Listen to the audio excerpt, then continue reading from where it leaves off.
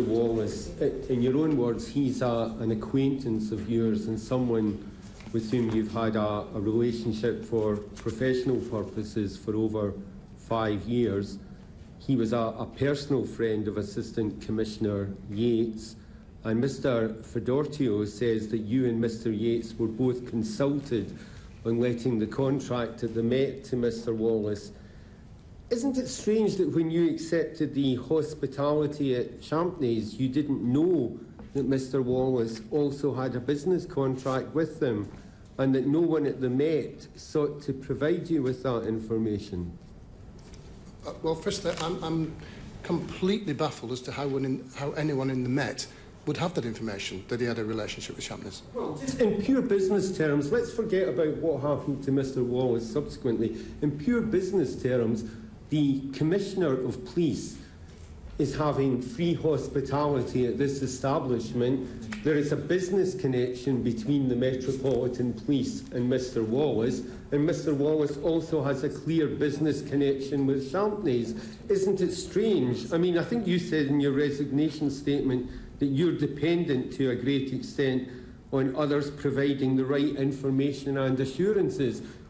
Wouldn't you have thought someone should have at least taken the trouble to point out to you that in accepting this hospitality, you were accepting hospitality at an establishment where there was a business connection between an individual who was already under contract to the organisation that you ran? The only way we'd know that is if Mr Wallis declared it to someone. I know of no one who knew that Mr Wallis was actually connected with Champneys. Absolutely no one. Did you ask anyone at the Met before you accepted the hospitality if there was anything you should know? About Mr Wallis and Champneys? No. Did you ask anyone at the Met before you accepted the hospitality if there was anything you should know that might suggest maybe it wasn't the smartest thing to do?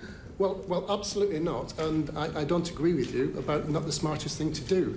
Could I remind you, sir, that I was recovering from a serious injury and a serious illness. I was wheelchair-bound and in pain, and my intention was to come back to work as soon as possible. Sir Paul, Sir Paul, I'm using that term in the fact that there was a connection between Mr Wallis and the place where you had your hospitality. He had a business connection with that establishment, and he was also being employed by your organisation. That's the point I'm making. I'm not asking you to justify whether or not you went there to recuperate. I'm asking whether or not it's appropriate to have accepted hospitality at an establishment where Mr Wallis had a business connection while he was also under contract to your organisation. In normal circumstances, is that not the sort of thing you would expect your senior officers to know? No, it would not, because we'd have to go into it. Even if one of them was a personal friend? Mr McCabe, we would have to... Personal friend of whom? Well, Mr Yates describes Mr Wallis as a personal friend. Well, Mr Yates will have to tell you whether he knew of his connection with Champneys. I'm very, very confident that he would not know that. Thank you. But that's up to Mr.